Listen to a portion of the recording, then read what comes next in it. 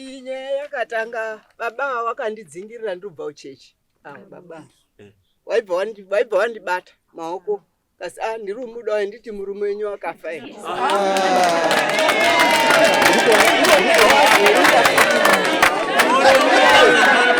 Waibva wazouya. Wakazouya kumba. Wakauya kumba kwangu. Wakasvika mumba. Wakabva auya futi mumba mangu ini. Kazi ndauya Nyaya iri pano eni. Uya tosongane kumatere kwamhai wangu iyo. Ndiko toda kuti tionane. Masoko aya hamusakazwa ere ndakati sekuri zvakafa ngatidanane. Ina ndakutosha. Kwabva ndafonera mwana. Right, maende muri. Ndauya naye. Oya naye. Kana nduti muri andisi mukadzi wenyu. Pana mukadzi wangu. Nduti mukoma muningina tete ndizvo tokuda izvo. Ndiwo osha. Garai impasi. Right. Nyaya yedu yakanga yakamira seizve. Yanga iri yekuti avo vane pavari kugara vakasiyiwa nababa vavo. Avo vakuklema vachiti baba ndipei. Asi anga achiklema anga ari one saka vakazonzi endai motore Right. Mune zvoda kutitambisa. Maminisi ashe. Aenda ere muteti kwake. Pakasipana. Ndiye kwa muteti kwake. Saumani. Saumani wacho ari.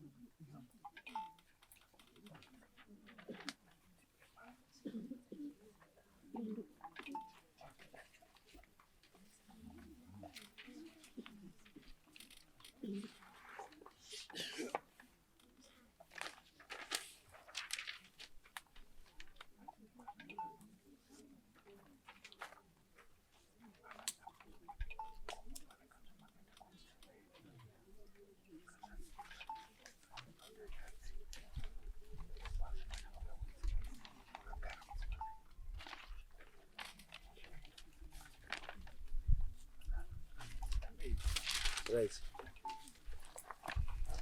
Nyaya iri pekuti 1.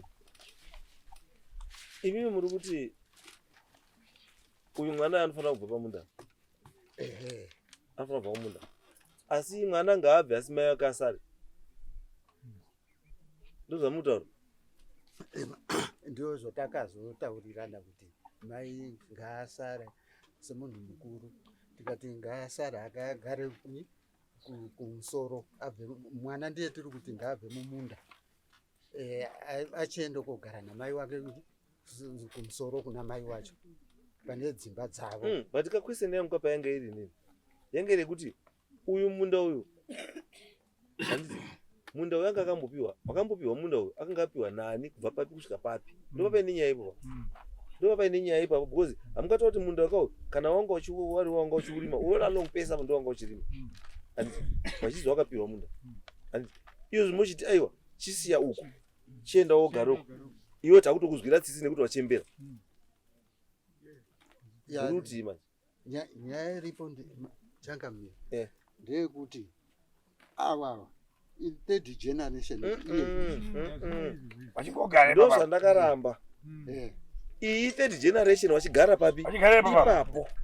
Urunyazotaura zvakanaka vanhu kuti i third generation wachigara pasemchi ipapo vanakuabvisa nhasi mada uchiti mimi chibvai third generation ko first generation same sina kuibvisa ko second generation same sina kuibvisa makuda kubvisa third generation Why?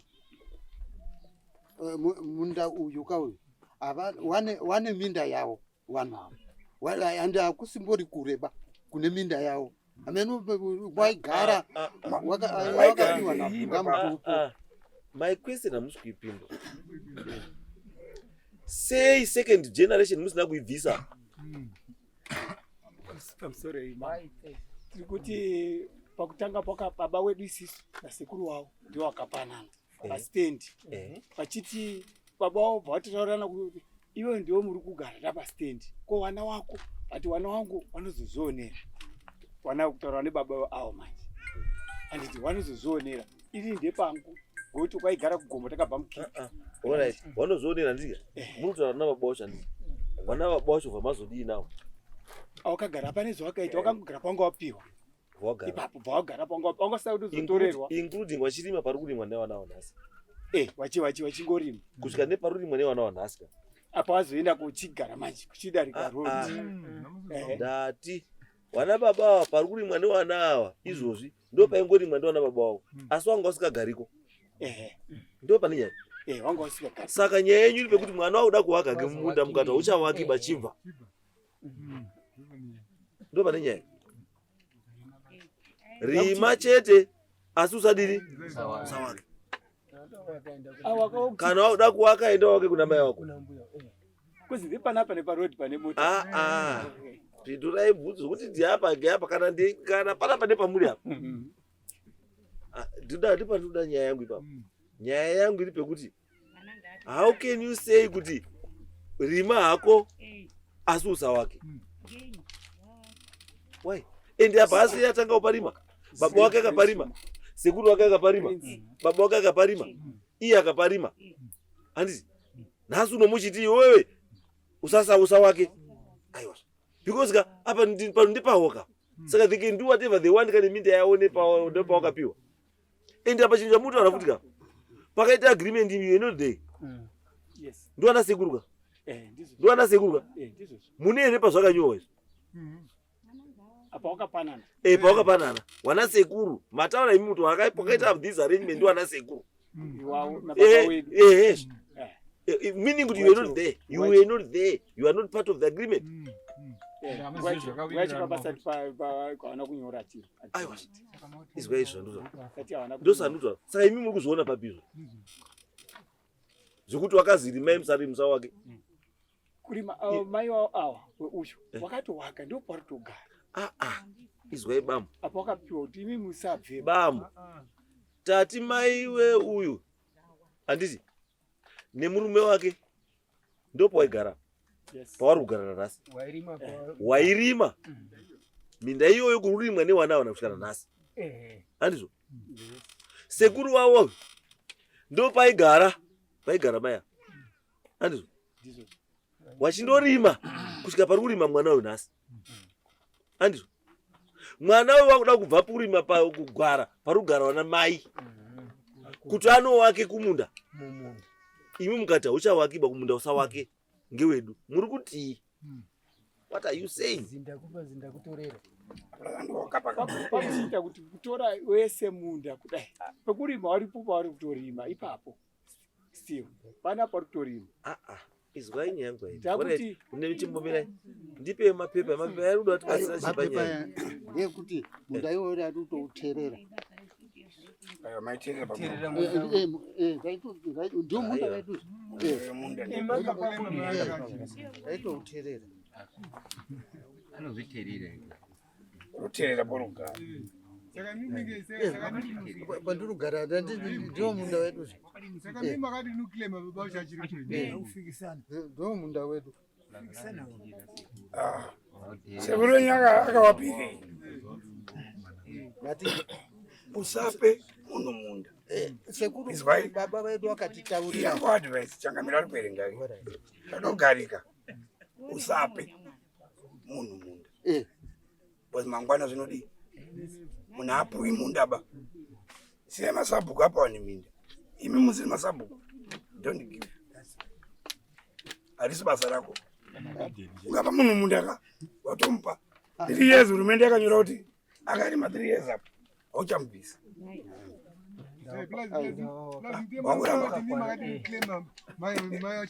Wakuramba. isusu ava vana Wana rupo wakatongana iwo. chatiripo ndechekuti wane minda yawo.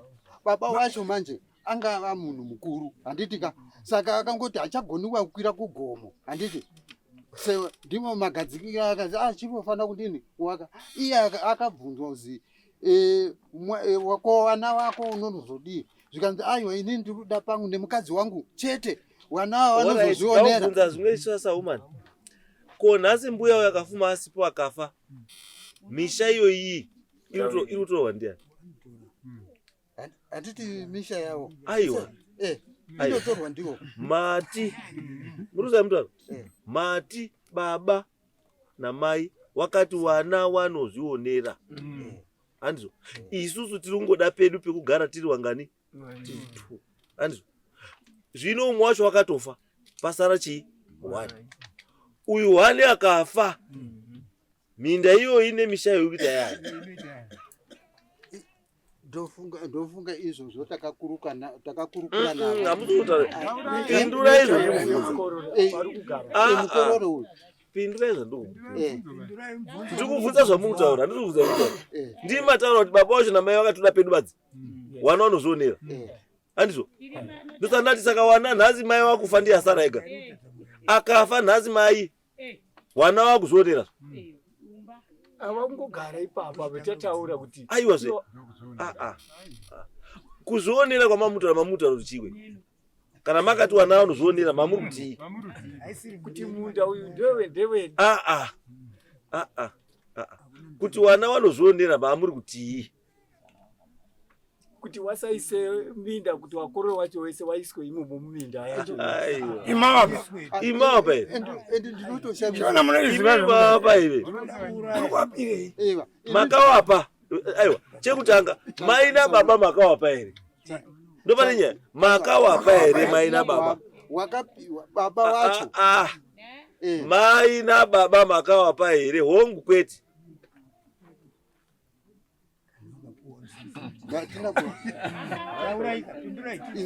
Isusu mai wacho. Mai baba makawapa ere. Mai baba wacho. Hatina. Hamuna. Saka pamuri kuati imimi ende mbogare pana mai wenyu. Ndepani papa. Ikustendi manje. Aiwa. Auti struti munda ndewedu. Akani. Noti munda yabva mutupo yaiti stendi. Izwai bambo. Nemunda handiti. Bambo. Ava vanhu ava. Izwai bambo. Nyaya dzabvunza mutupo kuonde vharita neta ndidzo. Nhasi pana papa ine 4 dzabvunza mutupo. Bvunza mutupo wakazoti. Bvunza mutupo wakazoti. Aiwa. Bvunza mutupo wa just a worker like everyone else. Aitedzera mutero basa rani rake.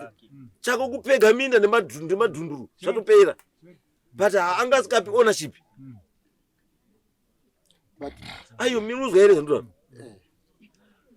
Chimbuya chirongwa chinenge chakanyorwa namba 4322.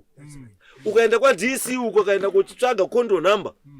Inobva yatokupa reference kuti 42 reference number 4329 ndeya James K Mutasa. Is there? Ndokati basa rawo ndabvunza mutupo chete. Kuisa chimbuya kana kuisa chirongwa nokupa namba kokuregister kondo number. Reference kwa DC. Chete. Asi anga asingapi munhu. Mukandizwa. Vanhu vachigara mese vachigara muno grand chakawanda kwakusina madhunduru. Vanhu vaindogara. Kwaitwa shifting cultivation. Padhakwa wosumuka wachienda apo, padhakwa wosumuka wachienda padhakwa. Izvo makondo zvakazouya after pareherezwa vanhu vawanda. Vanhu vada kugarisika. Zvekupesuka zvadini? Zvapera. Chipa yevanhu pake movapa sei zvikazi muisire ikondiwa. Moamaisa nhamba ikondiwa rani rake nechimbuya chekurakidza kuti unotangira apa achibvumira apa.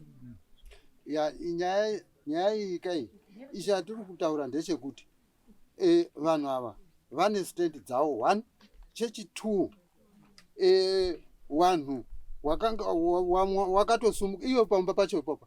Mhuri yacho imwe yacho yakatotsvaga mastendi yakati hatichinei nawo asi wakanga watoripo asi wakaenda kotsvaga mastendi bambo kwamutasa paguta apa paguta ndipo tatitesa ndosarizi guta ramutasa ndipo tatitese ndipo tatakaungana kutesa munozwa bambo nana mandera nana sopkanya tatakazara tese tatiri paguta munozwa asi ndori kanda wakupi wakuno chakambeni wapi zasuko mukanda wapi chakanyuka waripi uko kwake why because nzimbo iyo yanga yadini yashiringa bambo vanhu vari kudini vanhu vari kuberekana munozva tiri mazimambo kwakazi 77 55 35 40 ndikadira pa 1 month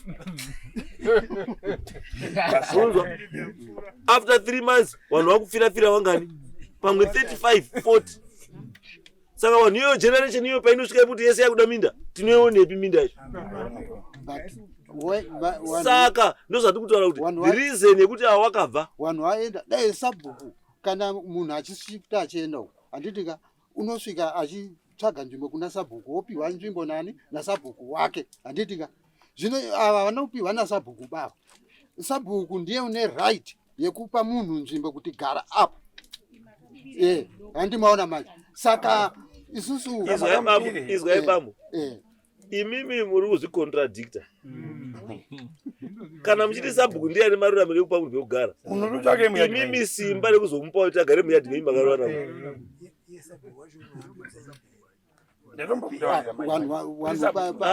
vanhu munokumbirana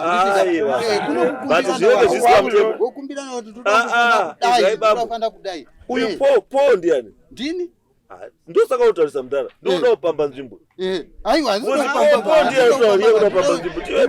kupamba nzvimbo ndikutotaurawo zviri free handitika handinoda kupamba nzvimbo ba handimaona apa pongwa isangambogare isusuka pandurugara handina mundaka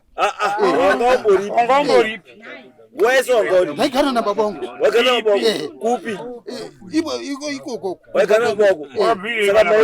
asi minda maaka minda taitoenda korima taienda korima po waigara nababa wako wairimepi nababa wako ndio minda tairima kai kuwa wairima kupi api wakazo hafu imwe yacho ndio tati utorima isusu imwe hafu wachirima wakanga wangokumbira ka wakakumbirana mamuri kwere bamboko inini ka vakakumbirana baba vangu angati mupenyuka wachitotaura kuti uyo wakumbira nzvimbo wadidini hatitika muripo here paikumbiranwa minda mamuripo utatiripo pamba mukazwa zvawakawirirana wakatowirirana kuti kukumbira inini baba iye sekuru wawawo vakatoti iye inini nemukadzi wangu chete abvunzwa nababa kuti wewe abvunzwa nababa kuti wana wako unozovadii wanasa umani regai tikubatsirei zvimwe zvamunotaura zvimwe zvacho hazviiti kana zvimwe zvacho zvamunosapotana hazviiti munonzwa manyora munomu kuti dare rabvunza James kuti munda une ruzivo nawo here kuti munda ngewasahumani handiti muhamauya panapa po anoti James ngaabve atsvage stand asi mai wake ngaagare asi achiziva kuti munda ngewedu. What do you mean? Right. Mira, what do you mean? Chakaitika mira ndira kuti nditauro msandira kuenda kwezi ndira pipindurai panduko muri kurewei kana muchiti mai wacho ngaagare asi achiziva kuti minda ngeyedu muri kuti kuza pepero tone mai apa mbodi ngagara uri mushandisa mai wako wakashandisa mbuya mwana uyu Unokwirwa ini maizvi. hatorina zvachose.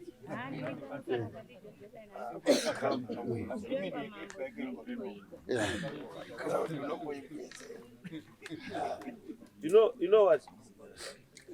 Chinhu chanetsa apa. Chinhu chanetsa panyaya.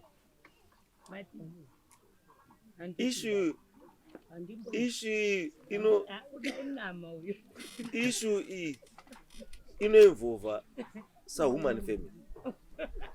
Andrew. Saka kana ichiinvolva sahuman family, Ishe becomes an interested party.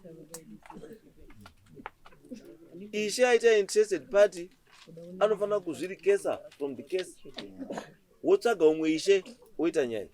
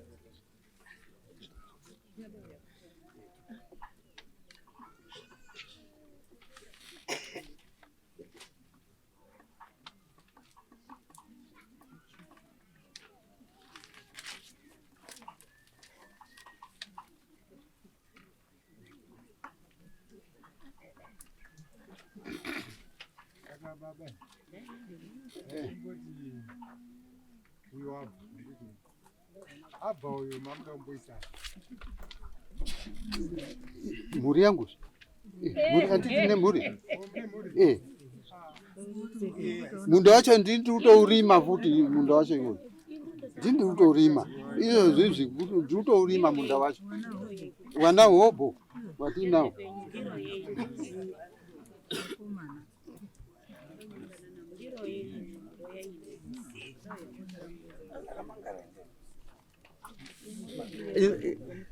handisi takamangara iwo ndio wakatoya kuti mangarira handisi isusu hatina kutoya kumangara takava tatowirirana zvikasa iye akasaina signature patakataurirana akasaina signature yake itori papo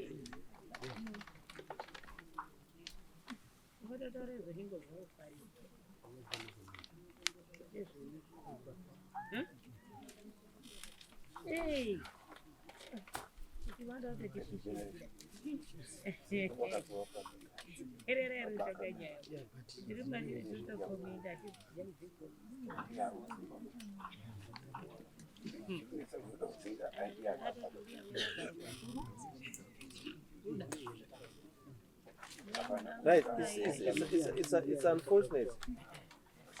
It's unfortunate kuti nyaya iyi ndinofana kuti vakomana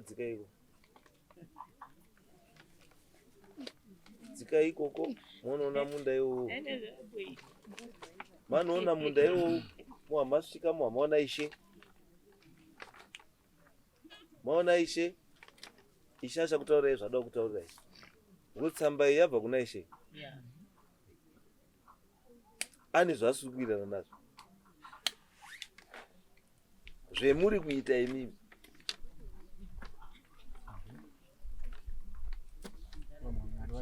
yabva kuna Ishe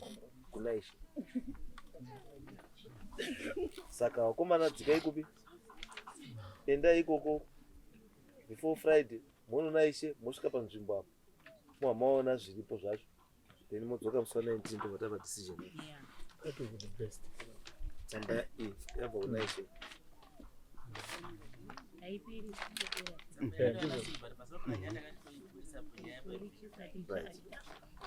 So ndo nyaya iri yasangana Mutasa ishane zvinyunyuto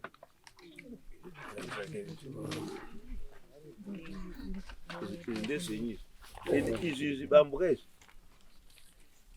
Mutasa Rural District Council Mutasa Rural District Council yakatanga rini kunyorera munhu tsamba yekuti uyu munhu aclear development levy yake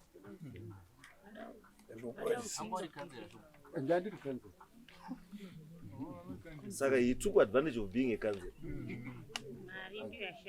No, ndinototarisaka because vanhu vese vamuri kuona vanobhadhara development levy hawana zvikwereta asi ane tsamba ndiani akanyorerwa tsamba yekuti hauna chikwereta.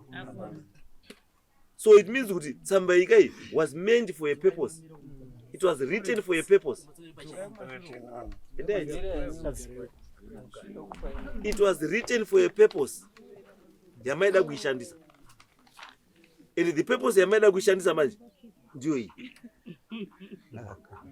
Right, because you know indokasa mfonera bandu rezvo izvo.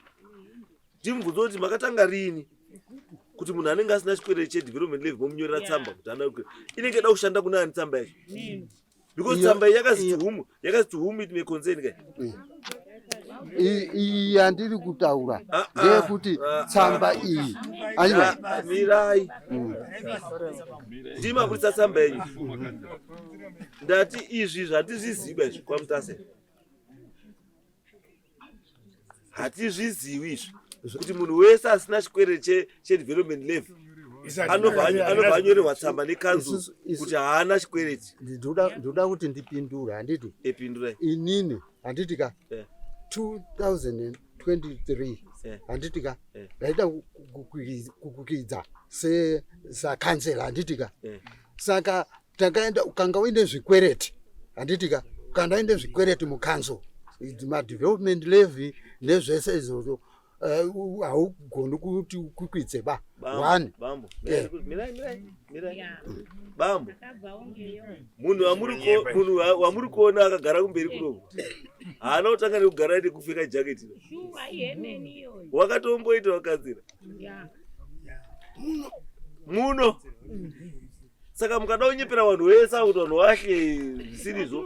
This is not a political requirement. Hakuna requirement yakanzira yakadai ndiani akakunyepera izvo. Chinodiwa ikadhi remusangano mudhara kuti musangano wako ndeupi kukanzo kunotokliwa ndati unokliwa nepati yako unozoenda kukanzo wawina unoenda kukanzo sei usina kuwina and unotopinda kukanzera ndiani akatwanifonere unopinda kukanzera usina uine zvikwereti azviitiba ndiani akataura izvozvo akataura izvo ndiani akataura izvo ndiani akataura izvo ndiani ndati akataura kuti izvozvo munofanira kuti clear zvikwereti kukanzuro kuti kanzero ndiani ndiani kukanzo kwacho aiwa kana muda kanzela kana muda uta kanzela kanzelo inopinda pano kana uta kanzela unoenda kukanzelo reka unoenda kupati yako unochuzwa nepati yako saka pati yenyu kana yakuchuza imimi kanzelo yozoti haupindi haukondesi unonga watoita kanzela ka ayo izwai bambo izwai bambo izvi musasouye nazvo mabambo izvi rwendo rwatakafamba bambo rwakakura rurefu kwatakabva mukuziba muruzwa bambo saka mukaende tumapepa kuti muchitinyepera tumapepa tinozviziya izvi takabva nako kweso pati yenyu ndabva ndaiona ende pati iyoyi inoda mapepa eukanzuro ndeipi iyoyi ndoda pati inoita requirement yekuti unofanira kwasina chikwereti kukanzuro ndeipi kana iri ZANU PF hakuna zvakadaro. ZANU PF you just need to be a card. You be a card member for 5 years and so une position ipi chakati zvatopera. Inoda kanzuro ndeipi.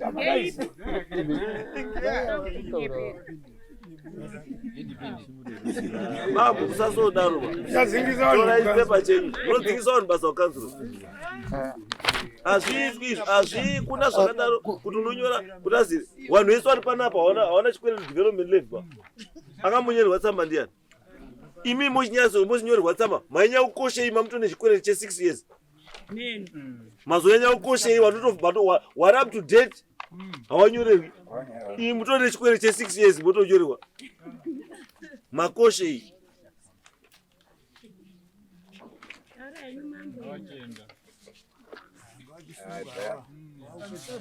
Yes. Nyaya yakatanga baba wakandidzingirira ndubva uchechi. Baba. Waibva wandibata maoko. Kasi ndiri muda wanditi murume wenyu akafa ere.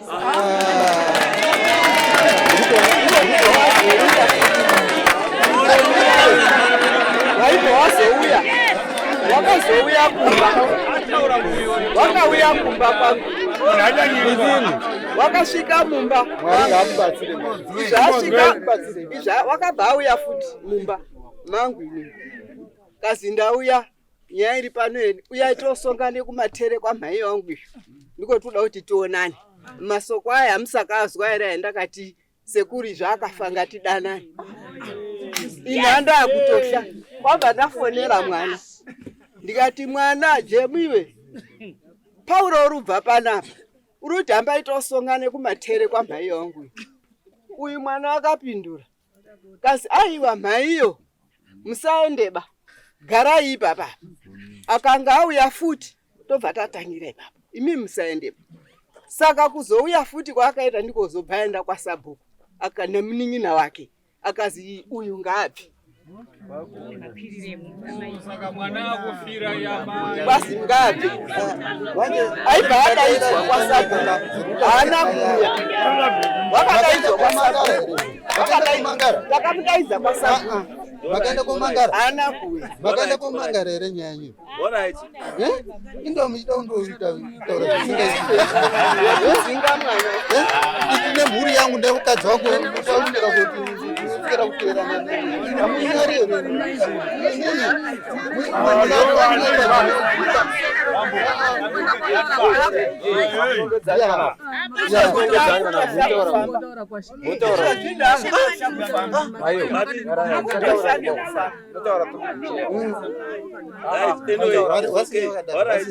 It's okay. Taizwa.